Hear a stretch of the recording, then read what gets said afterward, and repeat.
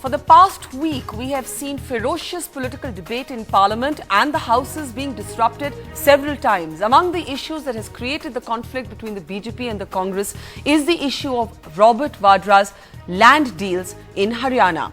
The latest political storm has been triggered by a 100-page plus report submitted by Haryana bureaucrat Ashok Khemka. This report, of course, among other things, including alleging that there is a land scam unfolding in Haryana that could be billed between 20,000 crores to 3.5 lakh crores. This report actually alleges that Robert Vadra falsified documents and that the transaction under which he bought a 3.5 acre piece of land was actually a sham transaction. This is, of course, a story that has huge political implications. It has not been discussed in Parliament so far, with the Congress saying that Ashok Khemka has exceeded his brief. Joining us now for his first television interview on his report and the issues that it raises, with us in the studio is Ashok Khemka himself. Mr. Khemka, your report actually goes beyond Robert Vadra. We're going to come to Robert Vadra's case in just a moment. But what you talk about is what you call crony capitalism. You say that at the heart of what is unfolding in Haryana is a land scam that you peg at a staggering 20,000 crores, and you say that this can go up to as high as 3.5 lakh crores. How did you reach this estimation of this scam, and what is at the heart of the scam according to you? Barkha, I labelled it as a crony capitalism, but I am sorry, I was in error out there. It is not capitalism of any model which I know of. There was no activity in this particular case. It was a crony middleman's hatchet job.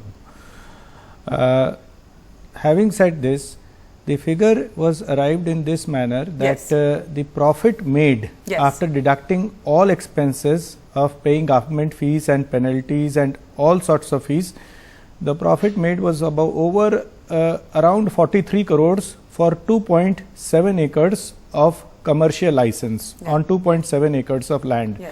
That translates it to over 15 crores of profit of unaccounted premium on account of issue of commercial license on per acre. So, doing a back re-engineering, because something like 21,366 acres of land licenses were issued for various purposes. So, taking into account that even if the unaccounted premium is as low as 1 crore, then it comes to 20,000 crore.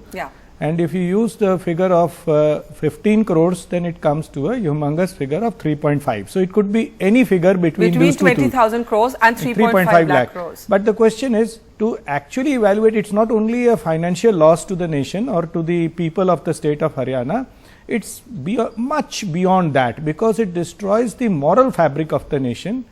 It destroys the aspiration of the nation, that is, the riches are the state's arbitration of riches or natural resources are only for the select few, and that too they only act as middlemen, routing the entire transactions through them to the actual developers. Let's talk a little bit. So they pay the real value while the nation suffers due to this loot, and the middlemen are holding the unaccounted for premium. Let's talk a little bit about the specific case of Robert Vadra and what your report says to him. Now, of course, at the center of the storm is a 3.5 acre piece of land that Mr. Vadra actually buys from Omkareshwar Properties.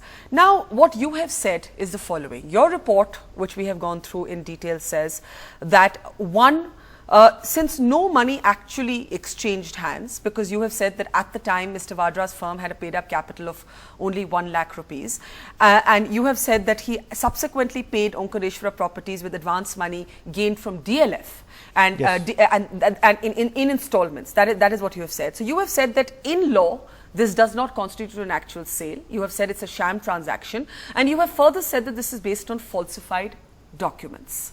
Now, would you be able to prove this in terms of evidence? Because you have heard the counter defense. The counter defense is, of course, that your transfer, for example, among the things that have been said, was not linked to the inquiry you ordered into Robert Vadra. The Congress has turned around and said your transfer was a result of a court order. It had nothing to do with the inquiry you ordered. I'll divide this question into two parts. Regarding the transfer, it is explained in detail in para 5.3 of the report. and it was enumerated in the letter dated 12th October of the address to the Chief Secretary, on which the Chief Secretary constituted the 3-member inquiry committee.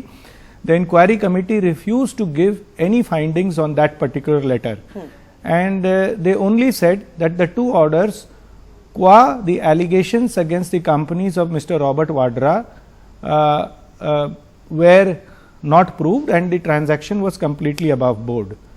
Now, in my comments, I have stated very clearly in para 5.3 and the various issues listed in chapters 4, the various kind of land scams, and chapter 6, that is the particular transactions indulged into by the company of Mr. Robert Vadra, that is Skylight Hospitality. Now, what was the actual nature of the transaction? For the benefit of your viewers, let me just highlight that I have divided into 7 distinct components. The first component is the purchase of the land. Now, in the registered deed, a particular check number is cited 607251, and it is alleged by both the vendor and the vendee that they have received this check and that usko convert kar liya cash mein. And the second thing is that 45 lakh rupees were paid for stamp duty in cash by the firm of Mr. Robert Vadra, who purchased the land. Now, if you see the company's books, the balance sheet submitted by the company on 31st March 2008, it says that a check of 7.95 crores was transferred by the company or paid by the company to this Omkareshwar Properties, and which is not encashed yet. So, it is shown as a book overdraft. Yes.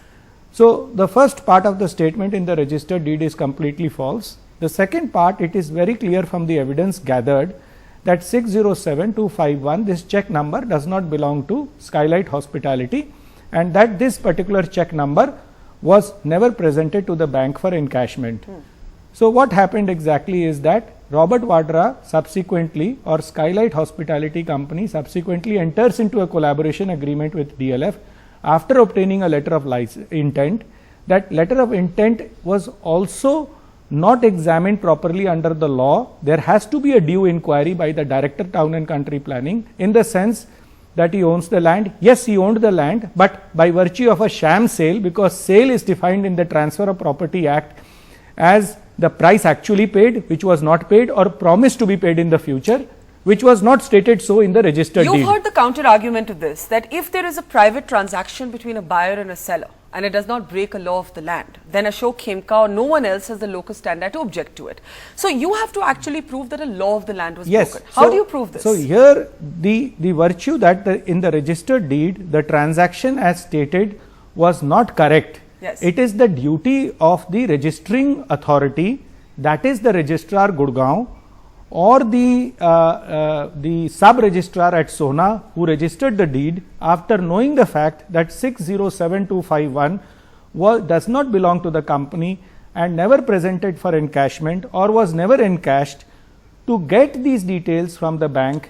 You're saying that given that the check had a wrong account number, the proceedings to register the land or the process should never have taken place. No, and that is where you say the law was flouted. No, the act of registration by the registering authority is not bad in law, because the registering authority is not supposed to make an inquiry. Okay. But both it is the duty cast upon the vendors and the vendee that they do not make a false statement before the registering authority, whether on oath or otherwise. If they do make a false statement, which in this case is established, then they invite a penal offence under section 82 of the Registration Act. So, in this case very clearly section 82, a penal offence under the Registration Act, is clearly attracted. Let me put it to you like this. You know, in the past, you know that the Allahabad High Court, for example, had dismissed a petition, a PIL, by somebody else, by Nutan Thakur, to order a larger probe into this. The Congress latched on to this and said that, look, this case has even been thrown out by the High Court. Then they said this is a private citizen. Now they've put the state government forth to represent what the state government did in this. Is it your position that the law broken here is basically what you say is the fictitious check? The law broken is a fictitious check and a false balance sheet submitted to the registrar of companies under the Companies Act, because in that statement of accounts it is stated there is a book overdraft of 7.94 crores when no check was issued by Skylight Hospitality to the vendor Omkareshwar Properties, and Omkareshwar Properties is not shown as a creditor in the books of accounts. So there is a clear offence made out under section 217 subclause 5 of the Companies Act and section 628 of the Companies Act, which is an offence of punishable up to 2 years.